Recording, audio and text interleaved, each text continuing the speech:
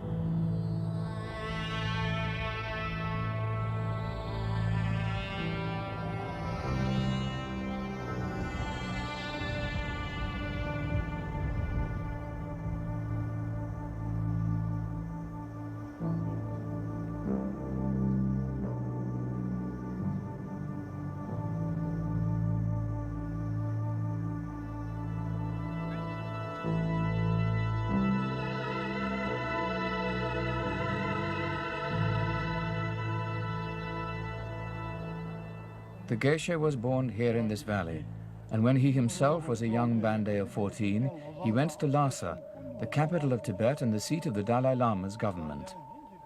At that time, Tibet was still free and a center of Buddhism. He lived and studied in one of the large monasteries there. 16 years ago, when he was 48, the Geshe returned to the valley and has remained here ever since.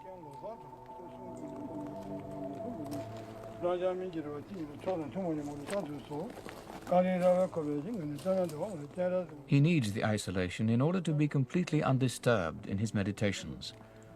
From October to May, when the temperatures go down to 40 degrees below zero, he never leaves his mountain retreat or covers his arms.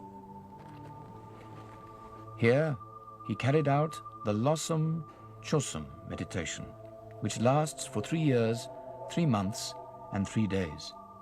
During this time, no one spoke to him or even saw him close up.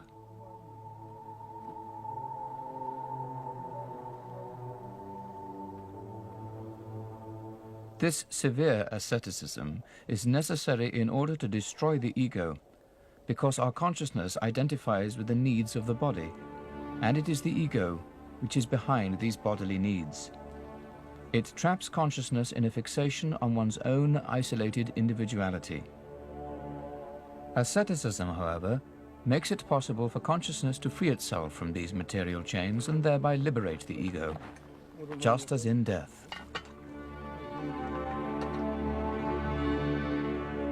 This mountain spring seems almost like a gift of God. The few drops it provides are enough for his needs and also make it possible for a few bushes to grow on the slope. They in turn provide the fuel for preparing the tsampa, or cooked grain, which the Geshe eats each day.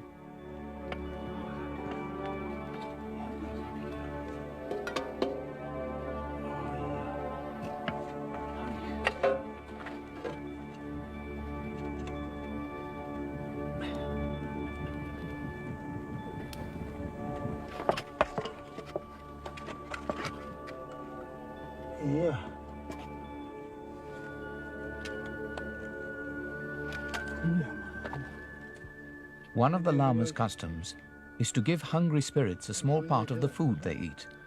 It is mixed with elderberry powder and then burned, so that the aroma will attract the spirits.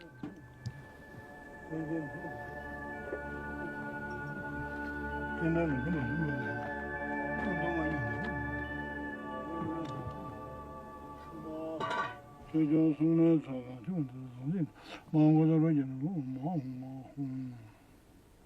Geshe eats only once a day. His basic daily food is tsampa, and today he's varying it with a chili sauce. In winter, he eats it with dried apricots. The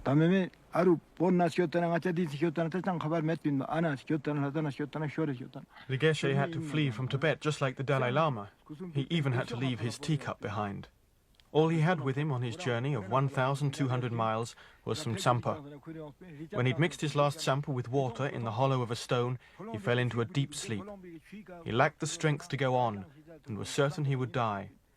But the next morning he discovered that he had already crossed over the border to Ladakh. The first people he met gave him something to eat and drink, and that was how he returned home. Praise be to the Karma that saved him for us.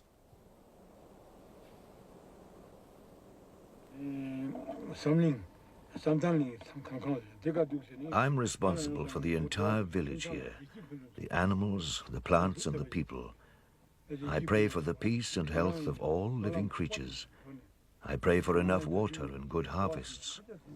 I've been praying for these things for many years now, so we haven't had any problems. The people respect me and want me to stay here forever. They bring me tsampa and other food without my having to ask them.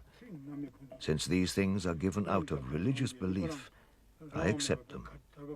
I take what I need for myself and sell the rest in order to support other monasteries and build stupas. I live a purely religious life, eating no meat, no onions and no garlic. I have taken the path of the Buddha.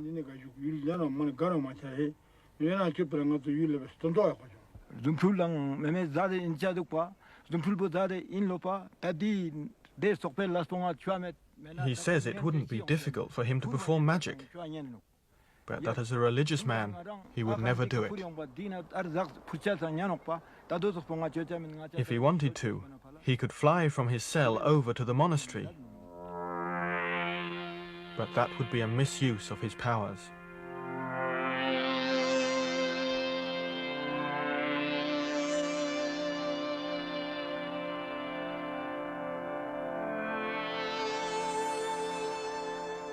Before the geisha came, unsuccessful attempts were made to build a monastery, but demons always made the walls collapse and the workers fall ill.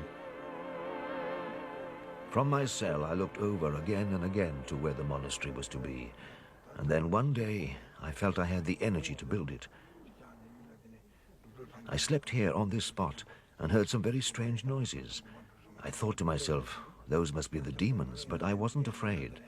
The Dalai Lama also asked me whether I'd seen them, but they never revealed themselves to me, and so I was able to build the monastery without any problems. Since then, there haven't been any demons here. Now I live here in the summer and up in my cell in the winter. In Ladakh, the head of a mountain goat surrounded by an unbroken woven design protects the house from evil spirits. The mountain goat was considered an important protective power even in pre-Buddhist times. When hung up inside the house, it helps to ensure peace in the family.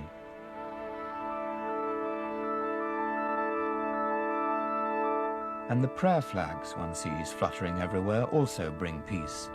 The wind carries their message and spreads it over the entire country.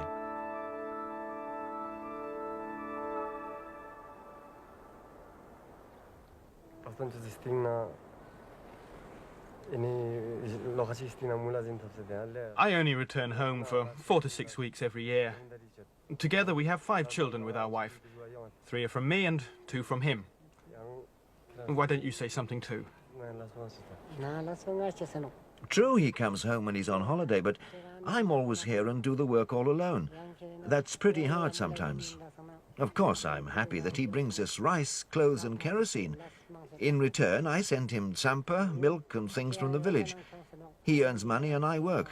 That's how we take care of our family. You say something too now.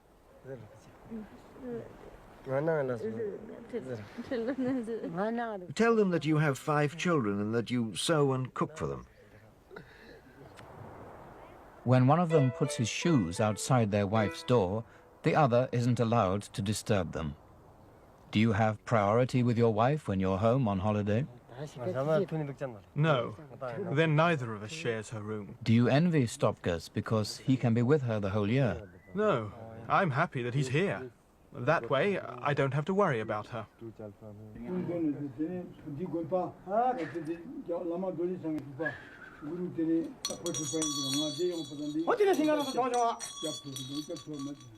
The geisha has just put the oracle of Temesgam into a trance.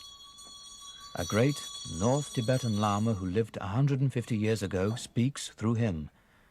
Without ever having learned this old Tibetan dialect, he can speak it when in a trance.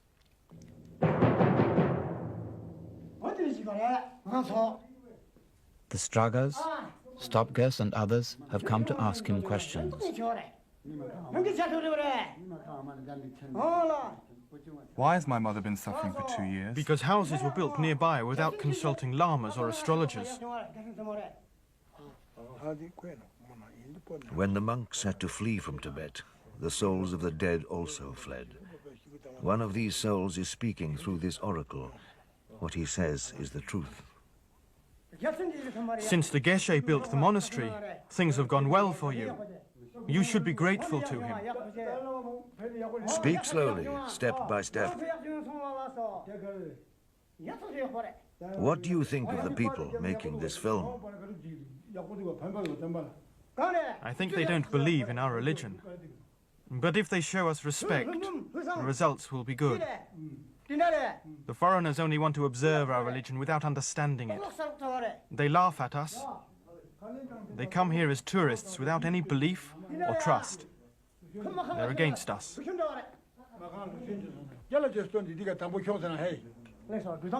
Give him some black tea and he'll answer a few more questions. You have to follow what the Dalai Lama says. You should be grateful that you have him.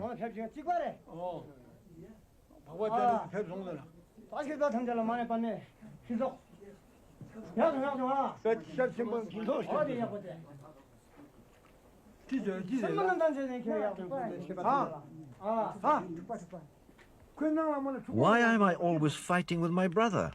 You bastard! You're the one who always starts it with your bossiness and impatience.